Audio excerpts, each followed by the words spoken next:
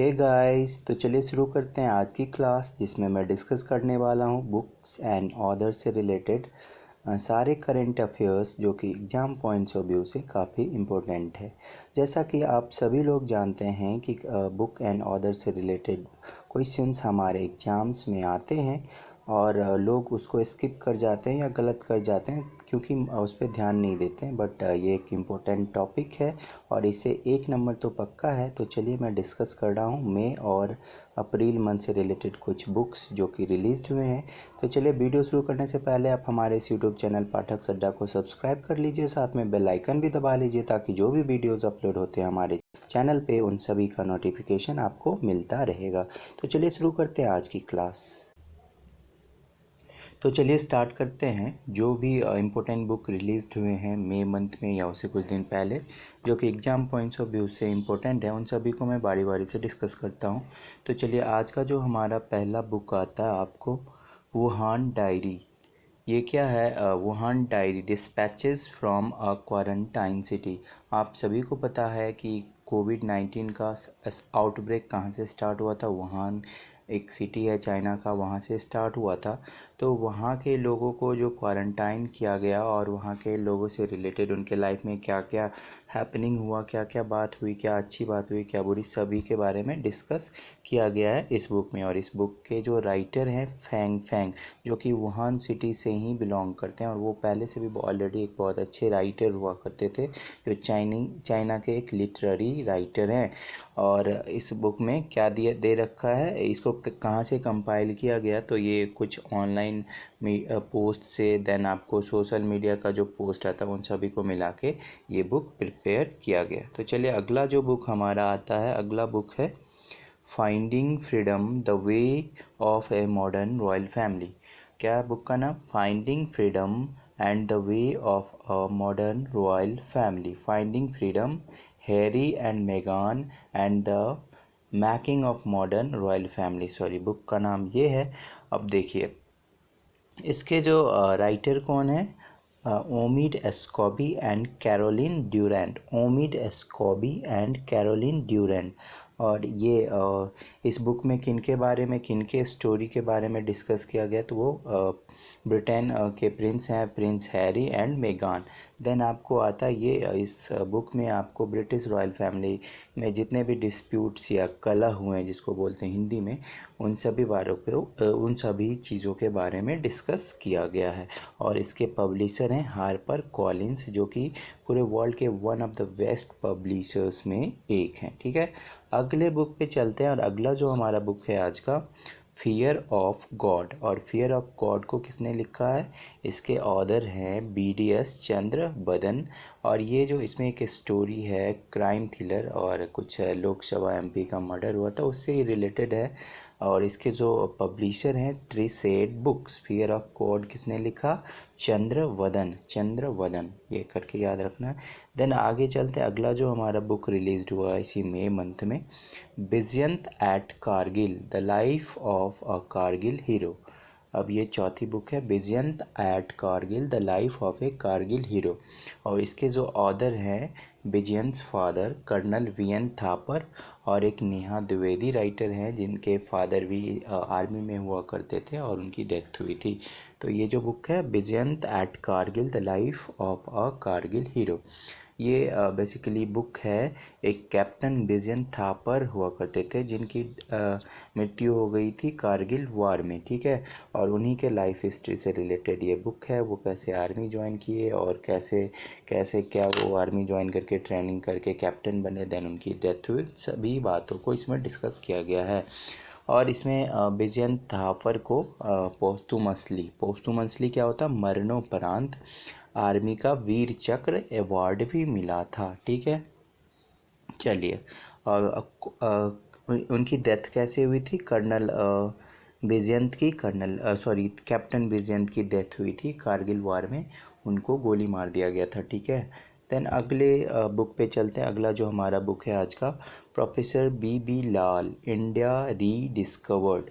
देखिए professor BB लाल एक great archaeologist होते थे जो शायद 1968 से लेके 72 तक में एएसआई के डायरेक्टर जनरल भी हुआ करते थे। ASI in sense archaeological survey of India, पुरातत्विक विभाग जो है गवर्नमेंट ऑफ इंडिया का, मिनिस्टर ऑफ कल्चर के अंदर आता है, उसके ये डायरेक्टर हुआ करते थे। उनके 100 वर्ष होने पे जो हमारे जो मिनिस्टर हैं कल्चर के, प्रहलाद सिंह पटेल, मुरैना मध्य प्रदेश के एमपी हैं, शायद थोड़ा कंफर्म हो लेना, लेकिन हाँ चलिए, तो उन्हीं के 100 वर्ष की शताब्दी पे ये ई बुक रिलीज किया गया। और इस बुक का क्या नाम है? प्रोफेसर बीबी लाल इंडिया रीडिस्कवर्ड। अब बीबी लाल प्रोफेसर साहब जो हैं उनकी जो क्या हुई थी, उन्होंने मैंने बताया कि एएसआई ज्वाइन करा था 1968 से लेके 72 तक में, वो आर्कियोलॉजिकल सर्वे ऑफ इंडिया के डायरेक्टर रहे थे। देन आपको उनको पद्म भूषण मिला था 2000 ईस्वी में। और ये बुक कहाँ पे रिलीज किया गया? ये बुक का रिलीज हुआ न्यू दिल्ली के अंदर। ठीक है, अब बात आती है एएसआई की, आर्कियोलॉजिकल सर्वे ऑफ इंडिया की। तो इसके जो फाउंडर हुआ करते थे अलेक्जेंडर कनिंघम, अलेक्जेंडर कनिंघम। और इसका फाउंडेशन कब हुआ था? 1861 ईस्वी में। और अभी जो आर्कियोलॉजिकल सर्वे ऑफ इंडिया है मिनिस्ट्री ऑफ कल्चर के अंदर आता है। और इसके जो अभी अभी रिसेंट अपॉइंटमेंट भी हुआ है, वी विद्यावती इसकी डायरेक्टर जनरल हैं। और इसका 1861 में एस्टेब्लिशमेंट और न्यू दिल्ली इसका हेडक्वार्टर है। चलिए अगले बुक जो है, अगला हमारा बुक नहीं है, अगला एक सॉन्ग रिलीज हुआ था ड्यू टू कोविड-19 स्प्रेड। सभी लोग लॉकडाउन के कारण अंदर हैं, तो उनके मनोबल और इच्छा शक्ति को बढ़ाने के लिए एक सॉन्ग रिलीज किया गया एचडीएफसी बैंक के द्वारा। ठीक है, अब देखिए एचडीएफसी बैंक, और उस सॉन्ग को किसने लिखा? प्रसून जोशी, प्रसून जोशी उसको लिखा, लिरिक्स दिए हैं। देन उसका म्यूजिक दिया गया है AR रहमान के द्वारा। और उसमें सिंगर कौन कौन से हैं? मिका सिंह हैं, देन सिड श्रीराम हैं, देन आपको आता है मोहित चौहान है, देन आपको वो कमल हसन की डॉटर कौन थी, उनका नाम बोला वो है। तो बहुत सारे सिंगर ने मिलके इसको गाया है। चलिए, तो इसका बोल क्या है? हम हार नहीं मानेंगे। तो एचडीएफसी बैंक रिलीज़ किया, तो थोड़ा सा स्टैटिक जान लेते हैं एचडीएफसी बैंक के बारे में।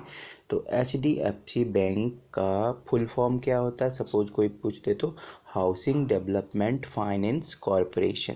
क्या होता है? Housing development finance corporation. इसका हेडक्वार्टर मुंबई में है।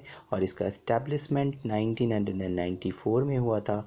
और इसके जो एमडी हैं आदित्य पुरी हैं, और इसके नन एग्जीक्यूटिव चेयरमैन जो कि श्यामला गोपीनाथ हैं। ठीक है, चलिए अब अगले बुक पे चलते हैं। और अगला जो हमारा आज का बुक है वो है politics of अपॉर्चुनिटिज्म, regional parties कोalition, centre state relation in India.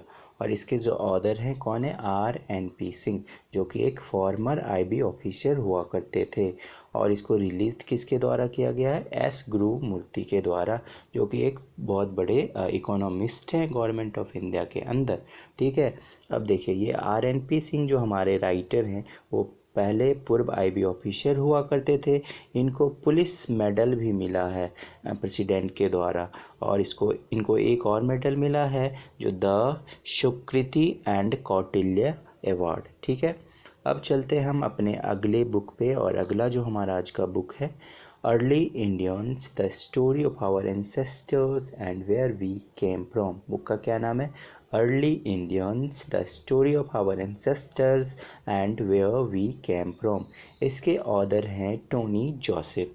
अब टोनी जोसेफ कौन है? एक इंडियन जर्नलिस्ट हैं, भारत के पत्रकार हैं। और ये जो बुक है एक नॉन फिक्शन बुक है। और ये किस चीज़ पे बेस्ड है ये book? Focus on ancestors of our people living today in South Asia. तो हम अपना इंडिया भी साउथ एशिया में आता है, तो साउथ इंडिया में जो जितने भी एंसेस्टर्स रहा करते थे उनके लाइफ हिस्ट्री पे ये बुक फोकस्ड है। कौन सा बुक फोकस्ड है साउथ एशियन एंसेस्टर्स के लाइफ हिस्ट्री पे?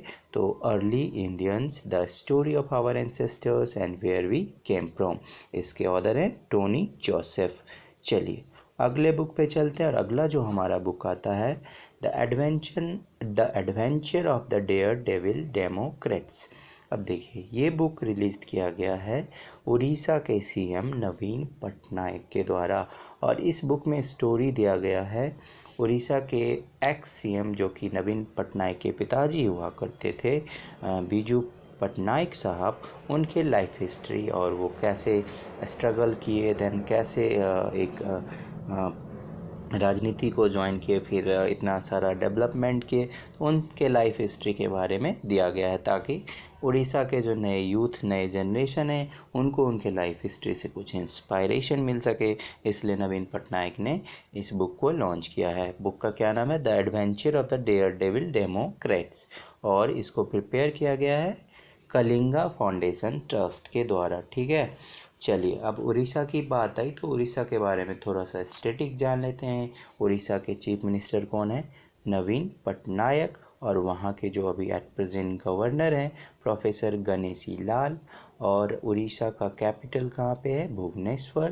देन कुछ इम्पोर्टेंट नेशनल पार्क हैं जैसे सिमलीपाल, नंदनकनन, ये सारे पार्क्स कहाँ पे अवस्थित हैं?